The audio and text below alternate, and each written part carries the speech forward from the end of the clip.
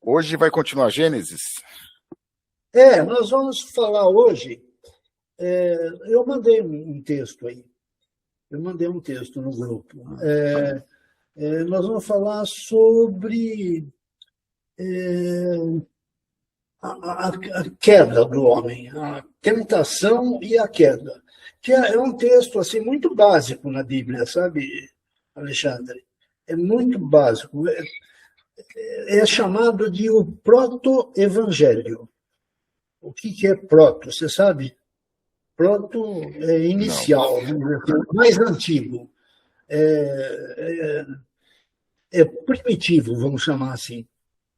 Então, esse chamado proto-evangelho, o que é evangelho? Evangelho é uma palavra grega que quer dizer boa notícia.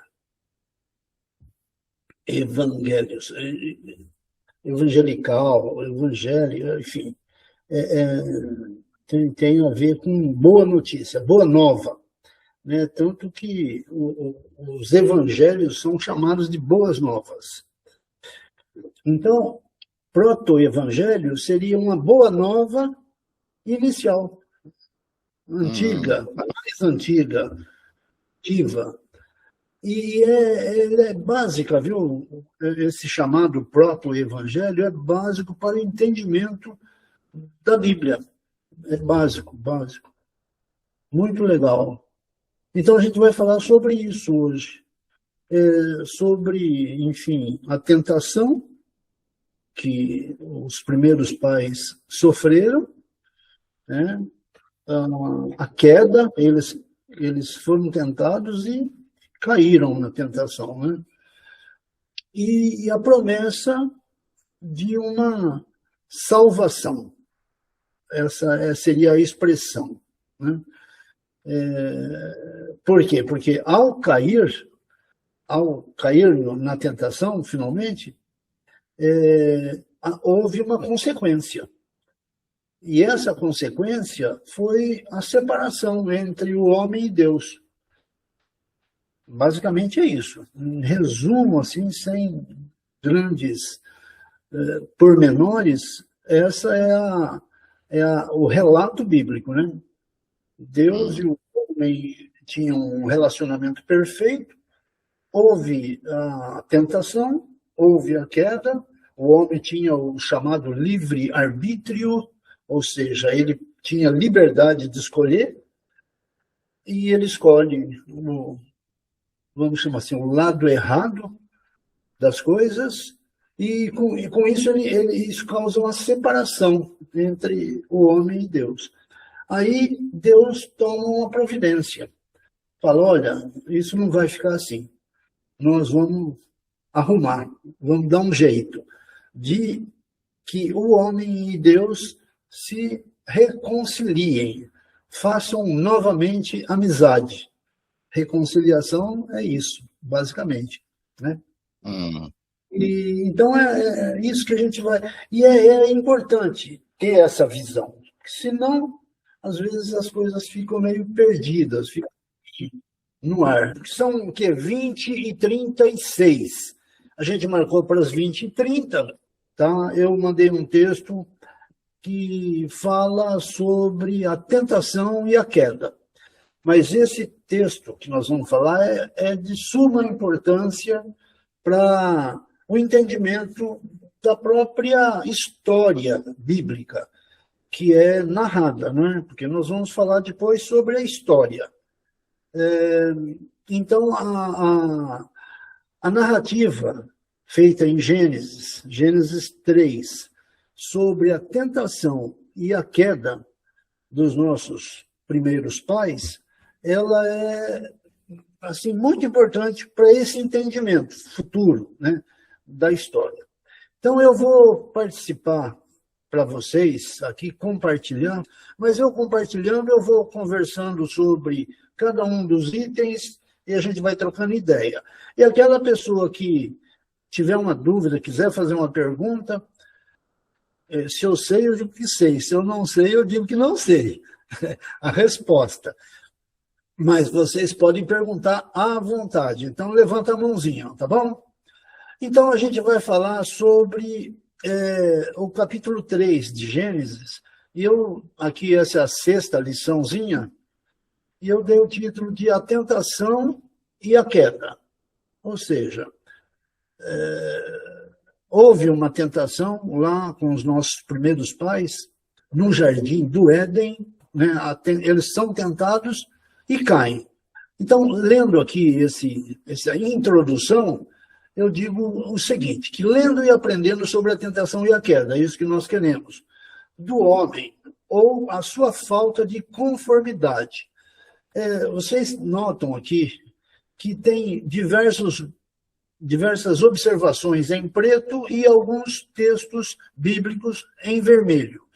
O que eu espero que vocês façam, já que a ideia é fazer um estudo bíblico, e vocês estão dispostos a isso, é que vocês leiam isso, né? Então, leia aqui o blá, blá, blá que eu escrevi em preto, e depois leia a confirmação, né? A constatação dos fatos nos textos em vermelho. Por quê? Porque se nós quisermos estudar a Bíblia, não tem outro jeito, a não ser ler. E, evidentemente, que nesses 45 minutos aqui, nós não vamos ler tudo isso aí que está anotado. Então, vocês deveriam se inteirar do assunto e ler os textos e pensar nele. E, havendo dúvida, então entre em contato comigo. Se eu não souber, eu procuro saber. Ok? Então, eu dividi aqui em oito tópicos, vamos dizer assim. Sobre a criação, propriamente dita, nós falamos sobre a criação no último estudo, depois sobre a liberdade do homem, depois sobre a tentação, propriamente, e eu coloquei tentação 1, 2 e 3, sobre as consequências da tentação, o item 4, o item 5, tentação 2, tentação 3, a condenação, ou seja, enfim, o que aconteceu com a queda, e, finalmente, uma promessa. Então, é isso que eu vou falar, eu penso em falar, assim, rapidamente, sobre cada um dos tópicos. Ler, talvez, o que está aqui em azul e amarelo, e não vou ler tudo, né? Então, vocês tendo a curiosidade de saber os detalhes, leiam, ok? Então, sobre a criação, propriamente, nós já falamos no último encontro nosso. O que nós aprendemos foi que o homem foi criado à imagem e semelhança de Deus. Nós somos criados à imagem e semelhança. Se você vê um sujeito caído na calçada, um bêbado, ou seja, uma pessoa em situação de rua, saiba que ele foi criado à imagem e semelhança de Deus, tanto quanto nós, que nos julgamos, às vezes, mais certos ou menos errados. Enfim, a grande semelhança com Deus é espírito, é que nós temos um espírito, temos sabedoria. Então, é isso que nos assemelha a Deus. É o fato de termos um espírito, né? Gênesis 2:7 fala que Deus soprou o seu espírito na narina do homem que estava sendo criado, daquele barro, vamos dizer assim, daquele pó, não é? E dá vida à substância que não tinha vida até então. E o homem foi criado, eu escrevi aqui em azul, com liberdade. Isso está lá em Gênesis 2:16, e depois uma confirmação em 1 Coríntios 6:12. Por quê? Porque eu gosto de fazer uma relação entre o que está no Antigo Testamento com aquilo que está no Novo Testamento, não é? Então, a criação, nós fomos criados como alma vivente. Alma vivente. Quando Deus sopra do seu espírito no barro e dá a ele vida, ele dá vida a uma alma vivente, a um espírito, né? Nós temos espírito, somos um espírito também, além de corpo. O corpo é uma casca. A nossa individualidade está exatamente no espírito. Gênesis 2,16 fala sobre a liberdade. A liberdade. O homem foi criado livre. Deus diz o seguinte: olha, daqui do jardim que eu preparei para você, de toda árvore que aqui existe, você tem liberdade. Você pode comer qualquer uma das árvores, menos uma. Ou seja, dá um limite. O homem tem um limite, menos uma. Toda árvore você tem liberdade para comer. 1 Coríntios diz o seguinte: todas as coisas me são lícitas. Portanto, eu, hoje, aqui no Brasil, em 2026, eu tenho essa notícia. Todas as coisas me são lícitas. Gente boa, se eu quiser pegar um revólver e matar alguém, eu posso. Eu tenho liberdade de fazer isso. Certo? Eu posso fazer, eu tenho essa liberdade. Porém, esse mesmo texto aqui de Coríntios diz que todas as coisas me são lícitas, mas nem todas me convêm. Percebe que essa liberdade que existia aqui dá ao ser humano a possibilidade da decisão e da escolha. Então, essa liberdade nos permite. Se todas as coisas me são permitidas, mas nem todas me convêm, isso quer dizer que eu tenho que tomar algumas decisões e algumas escolhas. E, evidentemente, que essas decisões e essas escolhas, elas trazem alguma consequência, não é? Sempre uma consequência ligada à possibilidade da minha escolha. Então, essa liberdade tem a ver exatamente com isso. O homem foi criado livre e hoje nós somos, da mesma maneira, livres. A grande verdade é que o livre-arbítrio, hoje, assim como no passado, ele faz com que a gente sempre faça escolhas erradas. Nós temos livre-arbítrio, porém, para o mal. A gente normalmente não usa o livre-arbítrio para o bem. Porém, ele existe, é um livre-arbítrio, né? Tanto é que houve um homem que sempre decidiu pelo bem. Jesus Cristo foi único. Os outros todos, nós inclusive, evidente, somos pecadores e temos uma tendência para o mal. Gênesis 2,17, não comerás da árvore do bem e do mal. Ou seja, existia um limite para a escolha. Então, você tem liberdade de comer toda a árvore, fruto de qualquer árvore, porém, não pode comer da árvore do bem e do mal. E essa liberdade, aqui em Coríntios, diz que o seguinte, que Deus é Espírito. E onde está o Espírito? Aí há liberdade. Aí há liberdade. Gálatas já garante que para a liberdade foi que Cristo nos libertou. Nós somos libertos de alguma coisa que nos amarrava para a liberdade. Não é? Interessante que talvez vocês tenham visto já, em carros principalmente, o jogador de futebol, às vezes na camiseta, Deus é fiel, escrito assim, Deus é fiel. Gente boa, seguinte, normalmente o pensamento popular é que Deus é fiel a mim, Deus é fiel ao homem, Deus é fiel, enfim, e isso não é verdade. Deus é fiel a Ele mesmo, e Deus é fiel às suas promessas. Aqui é uma promessa, para a liberdade foi que Cristo nos libertou. Isso é uma promessa. Então, Deus é fiel às suas promessas, ok? Enfim, sobre liberdade, basicamente é isso. Mas se vocês lerem depois tudo isso aqui, devagarzinho a gente vai introjetando essas ideias, ok? Sobre a tentação propriamente dita, né? A tentação dos nossos primeiros pais, ela está descrita ali em Gênesis, de que o inimigo propõe uma mentira, uma distorção dos fatos. Quando ele fala com a mulher, interessante também esse fato, né? De que Deus coloca ali no Jardim do Éden um bicho que fala, coisa estranha, né? Mas é o que está escrito aí na Bíblia. Então, uma serpente.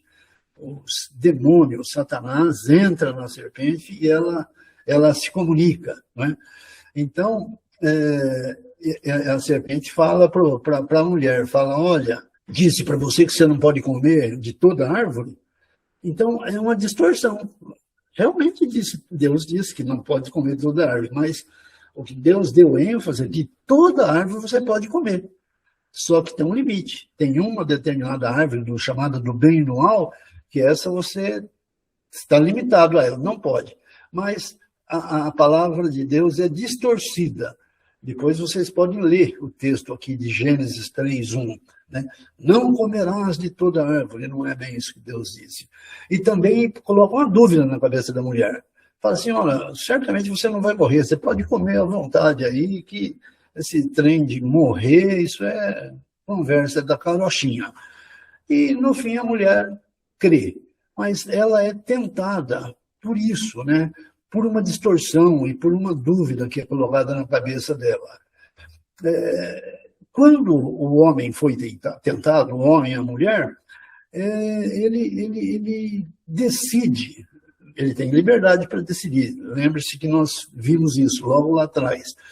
Ele decide conforme o quê? Conforme os seus anseios. Então, a tentação é feita de acordo com aquilo que o homem quer, seus anseios, pelo seu eu interior, querendo obter mais poder. Então, eu queria ler com vocês aqui esse texto, né, da tentação.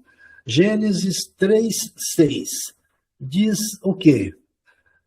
Posso ler, tio? Então, leia 3, 4, 5 e 6.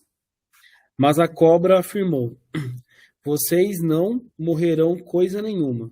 Tá aí. Então, primeira dúvida, você não vai morrer. O que mais? Deus disse isso porque sabe que, quando vocês comerem a fruta dessa árvore, os seus olhos se abrirão, e vocês serão como Deus. Então, quando você comer desse trem aí, você vai ser igual a Deus. Não é? Então, está chamando para os anseios do próprio ser humano, né? De poder, de conhecimento, de crescimento. Então, repete o que diz esse versículo. Deus disse isso porque sabe que, quando vocês comerem a fruta dessa árvore, os seus olhos se abrirão, e vocês serão como Deus, conhecendo o bem e o mal. Isso. Então, é esse desejo. Então, é exatamente isso que nos tenta, finalmente. O que mais? 6.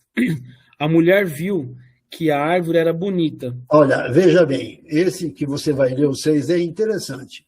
Então, vai ler com calma, vai. A mulher viu que a árvore era bonita e que suas frutas eram boas de se comer. Olha só que coisa legal, né? Quem não quer uma coisa dessa, até eu quero. O que mais? E ela pensou como seria bom ter entendimento. Certo.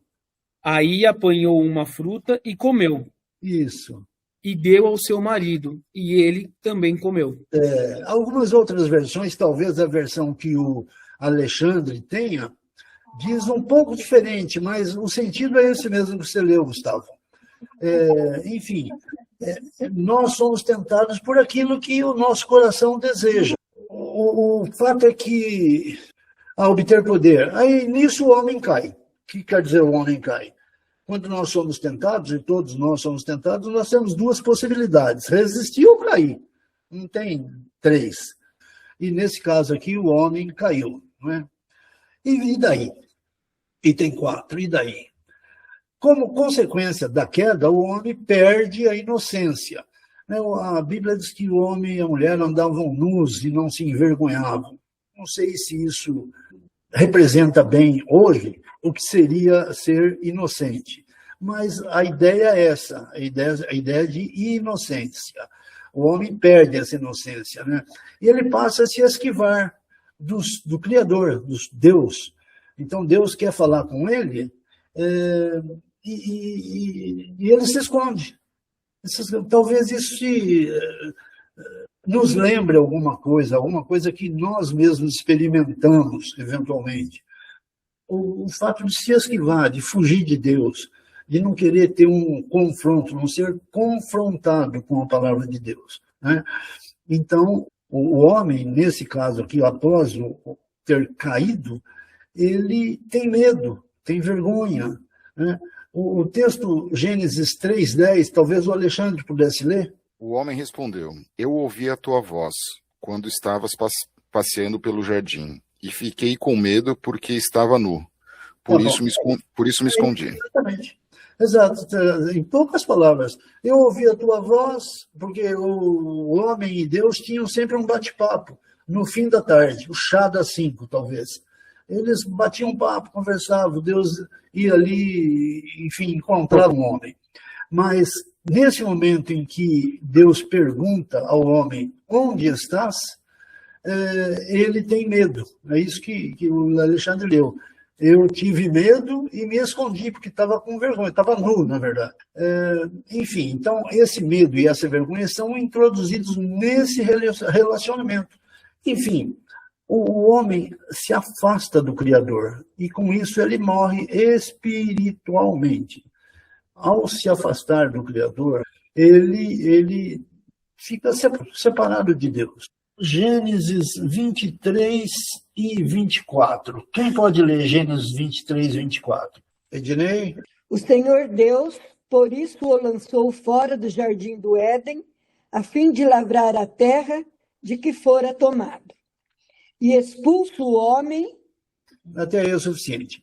Então, o homem foi expulso do jardim do Éden. Ele foi colocado fora. Então, ele ficou longe da presença de Deus. Item 5, nós temos que nos lembrar que Deus não nos tenta.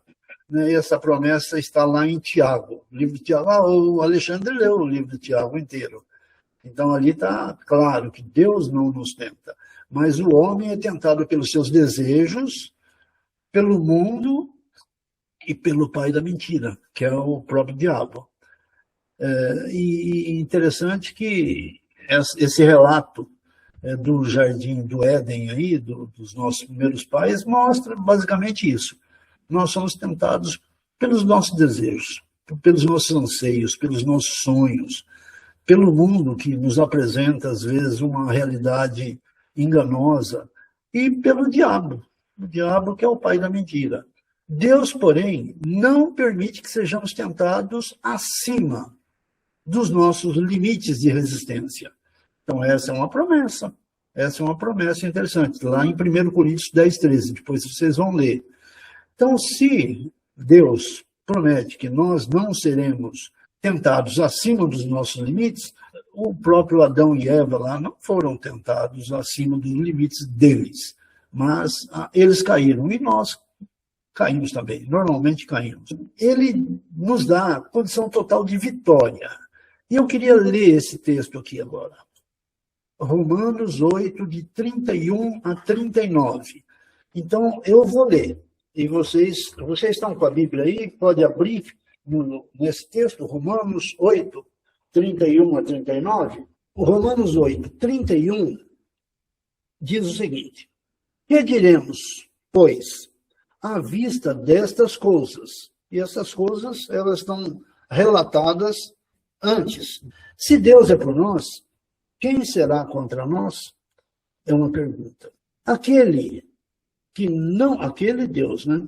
Aquele que não poupou o seu próprio filho, antes, por todos nós o entregou, porventura, não nos dará graciosamente com ele todas as coisas? É uma pergunta retórica, né? Se Deus deu o seu próprio filho que morreu na cruz por nós, ele não vai nos dar todas as outras coisas que ele possa e que nós estejam dentro do pensamento do próprio Deus? Enfim, 33. Quem intentará acusação contra os eleitos de Deus? É Deus quem os justifica. Interessante que a palavra nos fala que Jesus Cristo é o nosso advogado nos últimos dias. Então, quem é que vai intentar acusação contra os eleitos de Deus? Se é o próprio Deus quem é o nosso advogado, né?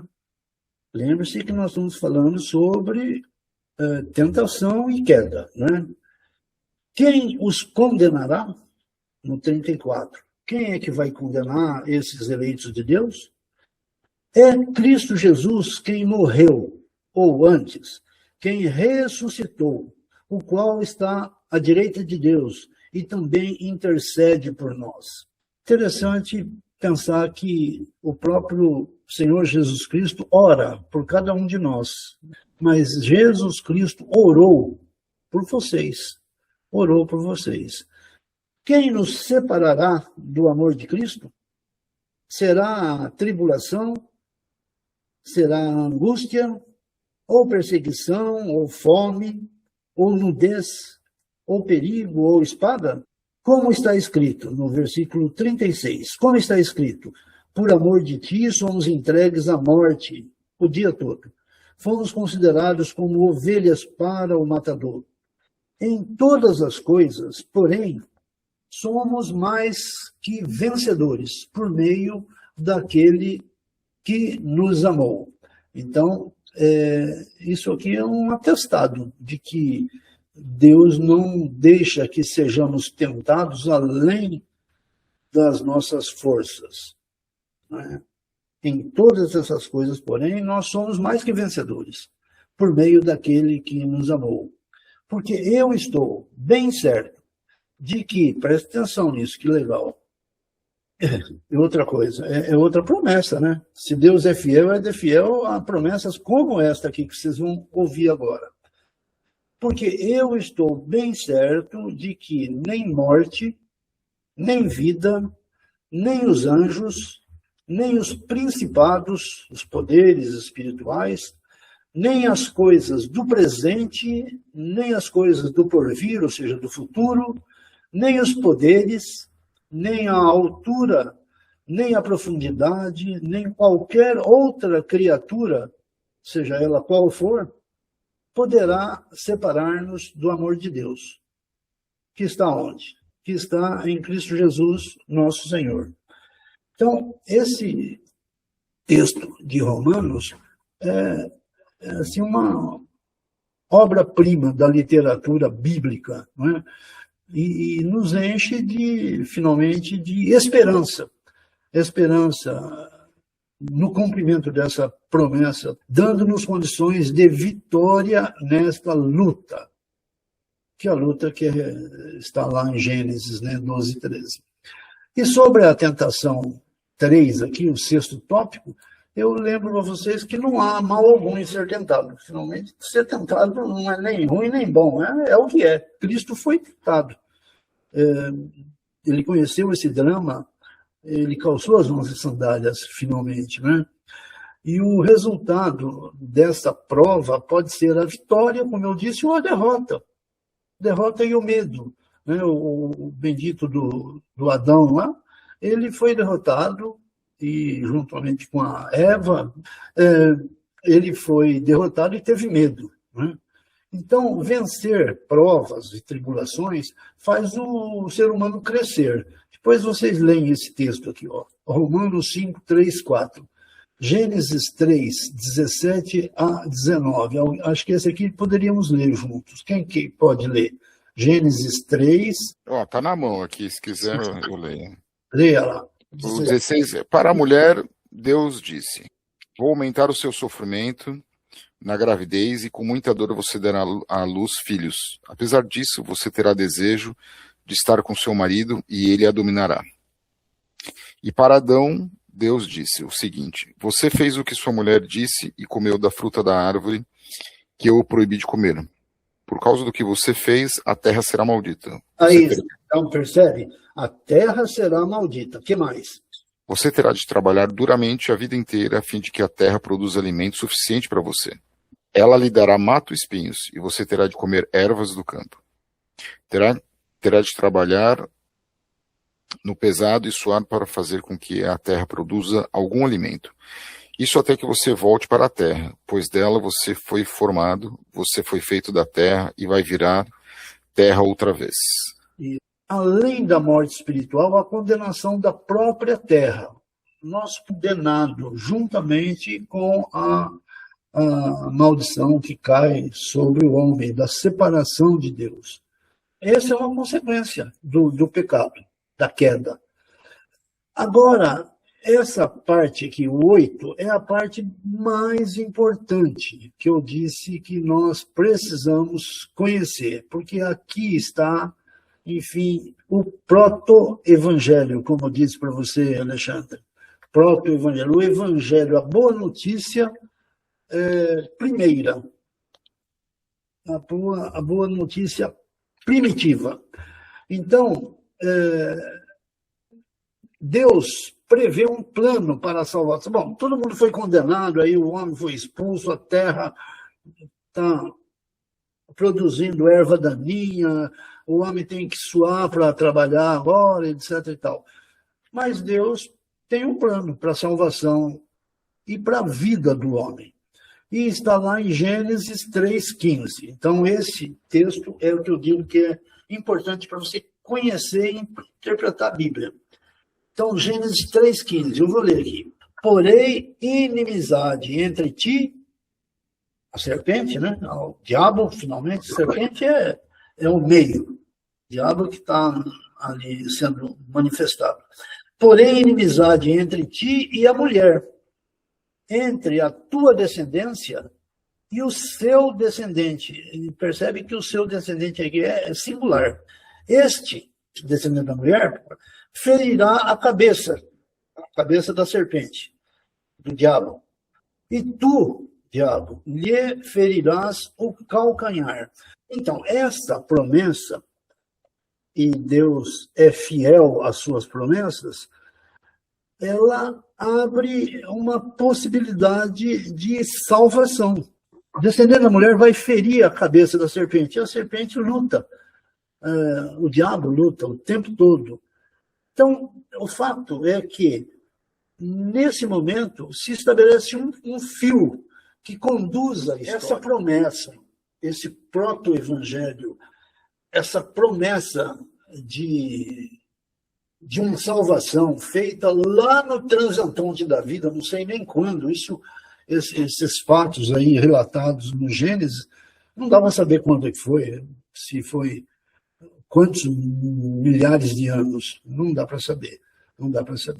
Mas essa promessa feita tão antigamente, ela cria uma linha que conduz a história para que o descendente da mulher viesse ao mundo. E nós sabemos hoje, naquela época, evidentemente ninguém sabia, na época de Abraão, de Moisés, ninguém tinha uma ideia muito clara disso. Mas hoje nós sabemos que o descendente de uma mulher, sem a participação de um homem, é Jesus Cristo. Pois muito bem, então Deus faz uma promessa, que o descendente da mulher iria esmagar a cabeça do diabo, iria esmagar a separação, iria esmagar a morte, iria fazer com que o homem se reconciliasse com Deus, já que ele tinha uma amizade, tomava um café da tarde antes, e agora precisava outra vez retornar à amizade antiga. Então, existe uma promessa, e que cria uma linha que conduz a história da humanidade, conduz a história do mundo, e que leva, finalmente, ao nascimento do Filho de Deus, ao próprio Deus encarnado. E essa história se dá, e nós vamos estudar isso agora a partir do próximo encontro, essa história, essa linha, essa direção dos acontecimentos históricos, né? Porque Jesus Cristo é homem, 100% homem, sempre nasceu aqui, calçou as nossas sandálias, pisou na nossa poeira, vamos dizer assim. O fato é que essa linha histórica ela tem que passar por alguns fatos, alguns acontecimentos ao longo desse período, né? Deus escolhe um homem, depois escolhe um povo, primeiro uma família, antes do povo uma família, depois um povo, uma nação toda, de que dessa família viria o Filho de Deus, que iria abençoar todas as nações e queria salvar o mundo, finalmente. Então, é isso que nós vamos estudar agora, a partir do próximo encontro. É essa linha. Como é que isso aconteceu? O que é que levou? Como é que Deus controla os fatos, os acontecimentos, para que isso se tornasse realidade? E o diabo estava sempre querendo cortar essa linha, né? Não consegue. Não consegue. Os fatos são realizados. Os fatos, eles se completam de tal forma que no tempo de Deus, ele mesmo se encarna, o próprio Deus se encarna, se torna homem e vem aqui tabernacular com a gente, vem viver aqui conosco e, finalmente, isso é que nós vamos ver. Certo? Certo. Certo, é isso aí, tio. Então tá bom, gente. O que eu tinha para hoje é isso, viu? Vocês pratiquem a leitura, né? Porque não adianta vocês lerem a minha Bíblia. Não resolve nada. Vocês têm que ler a sua, a vossa, para que isso seja introjetado nos vossos corações. Au revoir.